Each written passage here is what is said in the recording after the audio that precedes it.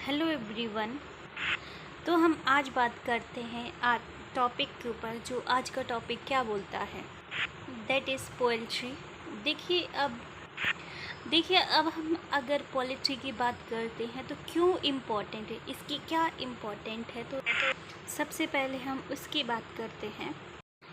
इसके बारे में ये बोलना चाहूँगी कि आज के प्रेजेंट टाइम में इंडिया में अगर देखा जाए तो जो एग की अवेलेबिलिटी है और एग की जो डिमांड है, देखा जाए तो जैसे कि प्रोटीन है तो उसकी डिमांड क्या है, ज़्यादा है। जैसे कि आप जिम में देखते हैं जो वर्कआउट करते हैं तो उनमें क्या है, जो एग तो क्या है ना कि एग जो इम्पोर्टेंट पार्ट बन गया है आज की जनरेशन का। जैसे कि जो वेजिटेरियन हैं तो क्या है कि वो मीट नहीं खाते हैं, तो क्या है ना कि मैक्सिमम वो एग खा लेते हैं। और हम अगर बात करें इंडिया की तो जो आंध्र प्रदेश है और जैसे कि तमिलनाडु, तो ये क्या है कि जो मेन प्रोड्यूसर है एग के इन इंडिया। और अगर हम जैसे कि देखते हैं जो हमारा इंडिया है वो कौन से थर्ड नंबर पे आता है पोल्ट्री में।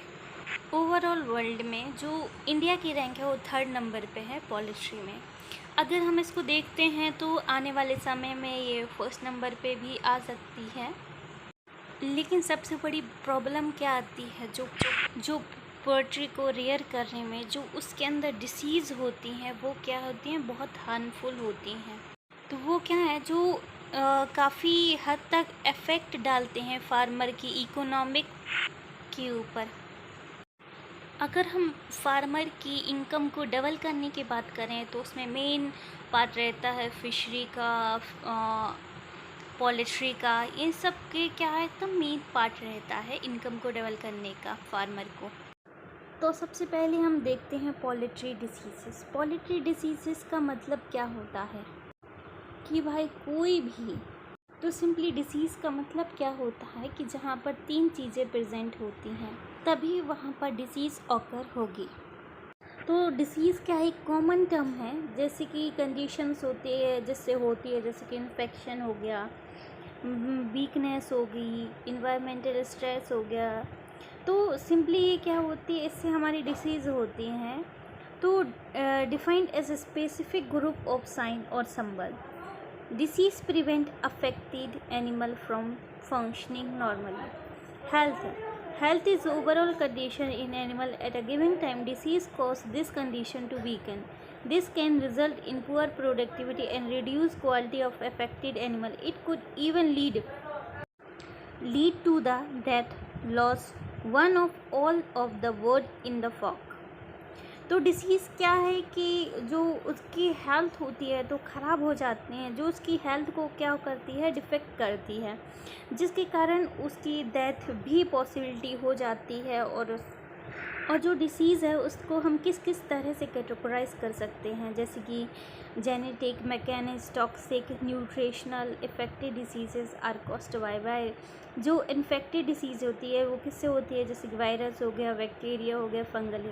जो पैरासाइटिक डिसीज़ होती है वो किससे होती है, जैसे कि प्रोटोजोआ हो गया, वर्म हुआ, जो एक्सटर्नल पैरासाइट होती है जो बाहर होती है, तो जैसे कि लाइस हो गया, जुआ हो गया, माइट हो गया।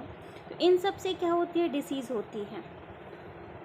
तो infection agent commonly refer to germ move from one subjective bird to another in order to survive. For this occur in flock, a sufficient number of diseases caused agent must be able to gain access of susceptibility word. These are the words that have no immunity or other resistant agent. These agent or whose defense mechanism have been either reduced or overwhelmed at the time of infection. तो क्या है ना, जो हमारे environmental agents होते हैं, तो जैसे कि क्या हो गया, होस्ट हो गया, एजेंट हो गया, इन्वायरमेंटल हो गया। तो इन तीनों का इंट्रैक्शन जो कि क्या करता है, डिसीज़ कॉज करता है। तो इसके अंदर आप लोग देख पाते हैं कि एजेंट, होस्ट, इन्वायरमेंट। तो होस्ट क्या होता है, अगर हम होस्ट की बात करें तो क्या होना चाहिए, ससेप्टिबल होना चाहिए। जो एजेंट पैथोजन है वो हमारा क्या होना चाहिए, वायरुलेंट होना चाहिए। और जो इन्वायरमेंट है वो क्या होना चाहिए, फेवरेबल होना चाहिए। अगर फेवरेबल इन्वायरमेंट मिल जाएगा आपकी पैथोजन को, तो वो क्या करेगा, होस्ट के ऊपर अटैक करेगा। अगर उधर होस्ट क्या होगा, ससेप्टिबल होगा, तो जो डिसीज़ है उसके अंदर क्या कर जाएगा, अटैक कर जाएगा। अगर इधर किसी भी होस्ट में अगर रेजिस्टेंस पावर नहीं है तो डिसीज़ क्या कर देगा, और अटैक कर देगा। तो उसके लिए क्या होना चाहिए, फेवरेबल इन्वायरमेंट होना चाहिए। जैसे कि हम सुनते हैं जो फंगस है तो कौन से एरिया में अटैक करती है, जैसे कि मॉइस्चर एरिया हो गया। तो ये क्या था आपका कि डिजीज़ ऑकर कैसे होता है। तो इधर क्या है कि डिजीज़ आपका कई प्रकार से ऑकर कर सकता है। जैसे कि आपका कोई पर्टिकुलर ऑर्गेनिज्म है, जैसे कि बैक्टीरिया है, वायरस है, फंगल है, प्रोटोजोआ है, तो ये क्या है, नॉर्मली तो डिसीज़ ऑकर कर सकता है। और अगर हम लेते हैं कि आपको जो एक डिसीज़ हो जाती है, जैसे कि न्यूट्रिशन डिसीज़, किसी विटामिन्स की डिफिशिएंसी के बगैर, तो भी एक वो डिसीज़ ऑकर कर सकती है। तो क्या है, अगर डिसीज़ हो चुका है तो उधर क्या है कि एक साइन और सिम्टम शो करेगा जो हमारा वर्ड्स रहेगा। तो क्या है कि हम पढ़ने की कोशिश करते हैं, डिसीज़ को जानने की कोशिश करते हैं। तो सबसे पहले हम यहाँ पर बात करते हैं कि जैसे कि कॉमन साइन और डिसीज़ेस इन पोल्ट्री। कॉमन डिसीज़ हैं जो पोल्ट्री के अंदर ऑकर करते हैं, जैसे कि मतलब कॉमन साइन है जो आपके पोल्ट्री के अंदर मेजरली ऑकर करते हैं। जो फर्स्ट है फेदर लॉस, मतलब क्या होता है कि उनका जो फेदर होता है वो क्या हो जाता है, लॉस हो जाता है। जनरली इन्फेक्टिबिलिटी। जो सेकंड है जनरल इनएक्टिविटी, तो इधर क्या है, जो उसकी एक्टिविटी है वो क्या कर देगा, स्टॉप कर देगा। जो आपका बर्ड है, ऑर्गेनिज्म, वो क्या होगा, जो एक्टिविटी है उसकी वो क्या हो जाएगा, पर्टिकुलर वो स्टॉप कर देगा या तो कम से कम रिड्यूस कर देगा। और जो थर्ड है हमारा डिस्चार्ज, तो क्या होता है, डिस्चार्ज क्या होता है, जैसे तो कभी जैसे कि उनका माउथ से सलाइवा डिस्चार्ज होता है, नेसल डिस्चार्ज होता है, कभी कभी आँखों में से ड्रॉपलेट टाइप का निकलता है। नेक्स्ट है आपका एबनॉर्मल। इसमें हो सकता है कि आपको लिक्विड डायरिया टाइप का देखने को मिलता है। एंड हमारा नेक्स्ट है, दूसरा है डल एंड क्लोज्ड है। सिंपली आपने देखा होगा कि जब हम बीमार होते हैं तो हम क्या हो जाते हैं, एक तरह से डल हो जाते हैं। जो हमारी आइज़ हैं क्या होती हैं, क्लोज हो जाती हैं। एंड इसी तरह इन बर्ड्स में भी होता है, तो वो भी आपके साइन हैं। रिफिल एंड नेक्स्ट क्या है, रफल्ड फेदर है, ड्रॉप्ड विंग है, sitting on hunkers and lying down. तो क्या है, जो बर्ड है तो उसके फेदर्स हैं क्या है कि गिर जाएंगे, नहीं तो उनके अंदर क्या है कि एबनॉर्मलिटी देखने को मिलती है। तो वो सब जो साइन है वो किसके साइन है, वो आपके डिसीज़ के ही साइन हैं। तो अब हम क्या देखते हैं कि डिफरेंट जो टाइप्स हैं पोल्ट्री डिसीज़ के, जैसे कि न्यूट्रिशनल डिजीज़ हो गया, सच एज स्टंटेड ग्रोथ, जो उसकी ग्रोथ होगी वो कैसी होगी, स्टंटेड हो गया। बिहेवियर डिसीज़ हो गया, सच एज कैलीवेलिज्म। इन्फेक्टिव डिजीज़ हो गया, जिससे होता है जैसे कि बैक्टीरिया हो गया, वायरस हो गया, फंगी एंड पैरासाइटिक। ये क्या हमारे टाइप्स ऑफ जो डिसीज़ेस हैं पोल्ट्री के, तो ये हमारे 3 टाइप्स के होते हैं। तो अब हम क्या देखेंगे, जो हमारा फर्स्ट टाइप है nutritional diseases. Avoid nutritional disease by allowing your chicken to free range and feeding them feed that consist of carbohydrate, protein, vitamin, enzyme, amino acid, mineral, salt, calcium, phosphorus and sodium. And the second is behavior diseases. जो behavior diseases होते हैं वो कौन कौन, feather pecking to cannibalism, aggressiveness, egg eating, occur poultry reared under the battery cage and deep litter system। तो ये क्या है कि आपका लिस्ट है पूरा का पूरा जो ऑर्गेनिज्म होते हैं, जैसे कि पैरासाइटिक हो गया, लाइस, माइस, टिक एंड फ्लाइज। ये सब क्या है कि आपके ऑर्गेनिज्म है जो अटैक करते हैं। इंटरनल हो गया round worm, tapeworm, hexamitiasis, protozoan, bacterial, viral and fungus. Fungus जैसे कि एस्पेरिगलस हो गया। वायरल में जो मीन होते हैं जैसे कि रानीखेत हो गया, मार्कस डिसीज़ हो गया, फाउल फॉक्स हो गया। ये सब क्या है कि हमारी इम्पोर्टेंट डिसीज़ है। इनमें क्या है कि बहुत से क्वेश्चन ऑब्जेक्टिव बनते हैं, तो इस चार्ट को आप अच्छे से पढ़िएगा। अगर अब हम बात करें जो आपके इन्फेक्टिशियस रेस्पिरेटरी डिसीज़ होते हैं बर्ड्स में, जैसे कि कोरोनिक रेस्पिरेटरी डिसीज़, हम इसमें शॉर्ट फॉर्म में हम CRD भी बोलते हैं, coryza, aspergillus, Newcastle disease and infectious bronchial. इधर जो रेस्पिरेटरी का मतलब क्या है, जो हमारी जो बर्ड्स की ब्रीथिंग में जो प्रॉब्लम आ सकती है वो क्या होती है कि इन्फेक्टियस रेस्पिरेटरी डिसीज़ होती है। तो ये सब क्या है कि रेस्पिरेटरी इन्फेक्टेड डिसीज़ेस हैं। तो इनमें से भी आपका एक क्वेश्चन बन सकता है, जैसे कि इन्फेक्टेड रेस्पिरेटरी डिसीज़ेस क्या हैं ये। तो क्या है कि ये भी एक इम्पॉर्टेंट चार्ट है, तो आप इसको भी अच्छे से पढ़िएगा। तो नेक्स्ट हम जैसे कि बात करें तो सबसे पहले आपका न्यूट्रिशनल डिसीज़ेस जैसे कि रिकेट हो गया, विटामिन D की डेफिशिएंसी से होता है। कर्व टू पैरालिसिस हो गया, विटामिन B2 की डेफिशिएंसी से होता है। तो इनमें से भी आपका क्वेश्चन बन सकता है कि आप बताइए न्यूट्रिशनल डिसीज़ेस क्या क्या हैं। तो इस चार्ट को भी आप अच्छे से पढ़िए एंड नोटेट करिए।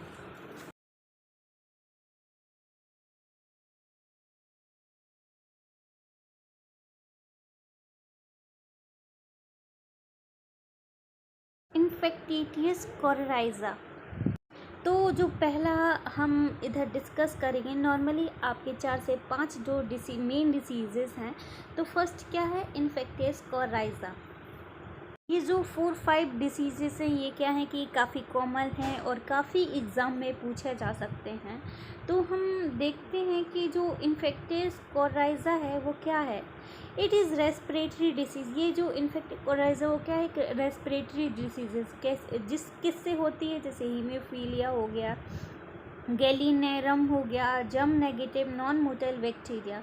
इससे क्या होती है, जो हमारी इन्फेक्टियस कोरोराइजा होती है। तो disease is characterized by nasal discharge, swelling of face and sneezing. आप इस पिक्चर में देख सकते हैं कि इसका जो फेस है क्या हो गया, पूरा स्वेल हो गया, मतलब फूल गया है। जो इसके नेज़ल डिस्चार्ज, जो इसके नोज़ से क्या होता है, डिस्चार्ज हो रहा है।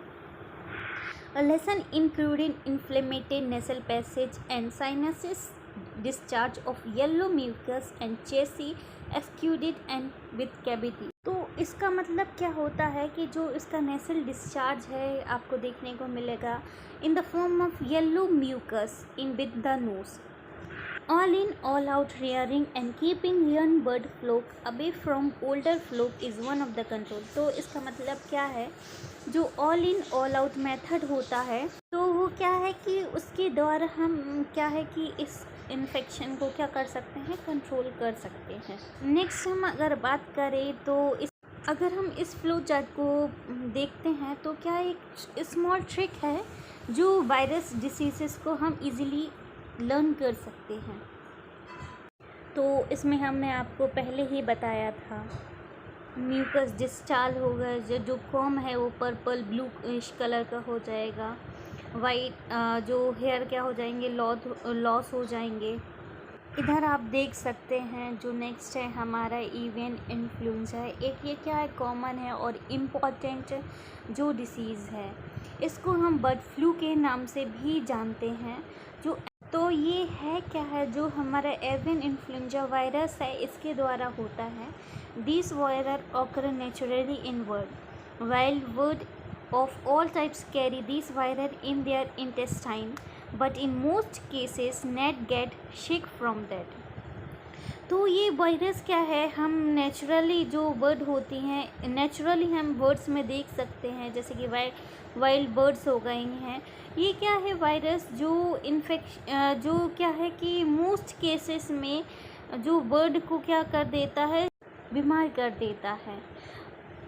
बर्ड फ्लू होस्ट, जैसे कि होस्ट कौन कौन से हो गया, जैसे कि चिकन, टर्की, डक, डोमेस्टिक, ग्रीस, क्वेरी, ये सब क्या है कि होस्ट हैं जो कि बर्ड को क्या कर देते हैं, वायरस फैलाते हैं।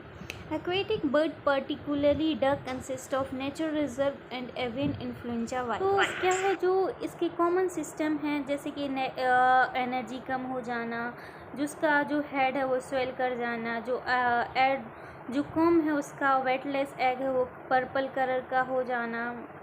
ये सब क्या है कि कॉमन उसके सिम्टम्स हैं, जैसे नेसल discharge, coughing, sneezing, leg essentiation and egg production etc. are the symptom of these diseases।